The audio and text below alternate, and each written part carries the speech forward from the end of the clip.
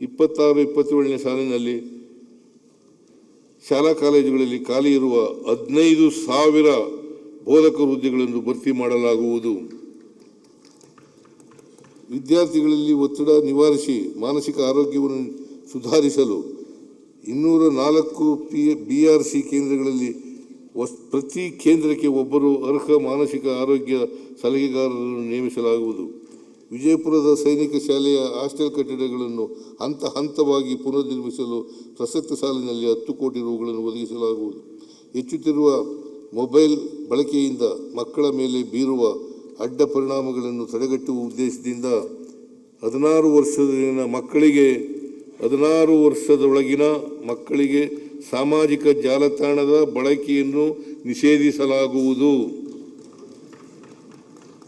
ವಿದ್ಯಾರ್ಥಿಗಳ ಆರೋಗ್ಯ, ಭವಿಷ್ಯ ಮತ್ತು ವ್ಯಕ್ತಿತ್ವ ರೂಪಿಸುವ ಸ್ಥಳವಾಗಿರುವ ಶಾಲಾ ಕಾಲೇಜುಗಳು ಮತ್ತು ವಿಶ್ವವಿದ್ಯಾಲಯಗಳಲ್ಲಿ ಮಾದಕ ವಸ್ತುಗಳ ಬಳಕೆಯನ್ನು ತಡೆಯಲು ವಿದ್ಯಾರ್ಥಿಗಳಿಗೆ ಶಿಕ್ಷಣ ಮತ್ತು ಜಾಗೃತಿ ಕಾರ್ಯಕ್ರಮ, ಕಠಿಣ ನಿಯಮ ಹಾಗೂ ಸಹಾಯ ಕೇಂದ್ರಗಳ ಮೂಲಕ ಮಾದಕ ವಸ್ತುಗಳ ಮೇಲೆ ಕಟ್ಟುನಿಟ್ಟಿನ ನಿರ್ಬಂಧ ಹೇರಲಾಗುವುದು.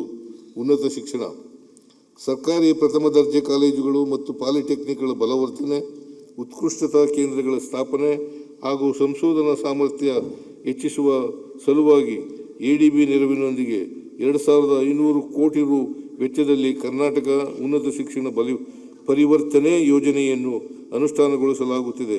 ಈ ಯೋಜನೆಯಡಿ 40 ಸರ್ಕಾರಿ ಪ್ರಥಮ ದರ್ಜೆ ಕಾಲೇಜುಗಳು ಮತ್ತು 11 ಪಾಲಿಟೆಕ್ನಿಕ್ಗಳನ್ನು ಮಾದರಿ ಸಂಸ್ಥೆಗಳನ್ನಾಗಿ ಅಭಿವೃದ್ಧಿಗೊಳಿಸಲಾಗುತ್ತಿದೆ. ವಿದ್ಯಾರ್ಥಿಗಳಲ್ಲಿ ಉತ್ತಮ ಉದ್ಯಮಶೀಲತೆ ಮತ್ತು ಸ್ಟಾರ್ಟ್ಅಪ್ ಸಂಸ್ಕೃತಿಯನ್ನು ಪ್ರೋತ್ಸಾಹಿಸಲು ADB ನೆರವಿನೊಂದಿಗೆ 9 ಉತ್ಕೃಷ್ಟತಾ ಕೇಂದ್ರಗಳನ್ನು ಸ್ಥಾಪಿಸಲಾಗುವುದು. ಹಿಂದಿನ ಸಾಲಿನಲ್ಲಿ ಘೋಷಿಸಿದಂತೆ ಸರ್ಕಾರಿ ಪ್ರಥಮ ದರ್ಜೆ ಕಾಲೇಜುಗಳು, ಇಂಜಿನಿಯರಿಂಗ್ ಕಾಲೇಜುಗಳು, ಪಾಲಿಟೆಕ್ನಿಕ್ಗಳು ಮತ್ತು UVCE ವಿಶ್ವವಿದ್ಯಾಲಯಗಳಲ್ಲಿ ಒಟ್ಟಾರೆ 2,000 ಬೋಧಕ ಹುದ್ದೆಗಳನ್ನು ಭರ್ತಿ ಮಾಡಲು ಅನುಮತಿಸಲಾಗಿದೆ. ಸದರಿ ನೇಮಕಾತಿ ಪ್ರಕ್ರಿಯೆಯನ್ನು ಶೀಘ್ರದಲ್ಲಿ ಪೂರ್ಣಗೊಳಿಸಲಾಗುವುದು. ಮುಂದುವರೆದು ಸಾರ್ವಜನಿಕ ವಿಶ್ವವಿದ್ಯಾಲಯಗಳಲ್ಲಿ 1,000 ಬೋಧಕ ಹುದ್ದೆಗಳನ್ನು ತರ್ಕಬದ್ಧಗೊಳಿಸಿ ಹಂತ ಹಂತವಾಗಿ ಭರ್ತಿ ಮಾಡಲಾಗುವುದು. 50%ಕ್ಕಿಂತ ಹೆಚ್ಚು ವಿದ್ಯಾರ್ಥಿನಿಯರು ವ್ಯಾಸಂಗ ಮಾಡುತ್ತಿರುವ 25 ಸರ್ಕಾರಿ ಪದವಿ ಕಾಲೇಜು, 3 ಪಾಲಿಟೆಕ್ ಹಾಗೂ 3 ಇಂಜಿನಿಯರಿಂಗ್ ಕಾಲೇಜುಗಳಲ್ಲಿ ತಲಾ 1 ಕೋಟಿ ರುಗಳಂತೆ ಒಟ್ಟು 31 ಕೋಟಿ ರುಗಳ ವೆಚ್ಚದಲ್ಲಿ ವಿದ್ಯಾರ್ಥಿನಿಯರಿಗೆ ಅವಶ್ಯವಿರುವ ಮೂಲ ಸೌಲಭ್ಯಗಳನ್ನು ಒದಗಿಸಲಾಗುವುದು. 1,000ಕ್ಕಿಂತ ಹೆಚ್ಚು ವಿದ್ಯಾರ್ಥಿಗಳು ವ್ಯಾಸಂಗ ಮಾಡುತ್ತಿರುವ ಒಟ್ಟು 50 ಸರ್ಕಾರಿ ಪ್ರಥಮ ದರ್ಜೆ ಕಾಲೇಜುಗಳು ಅಗತ್ಯವಿರುವ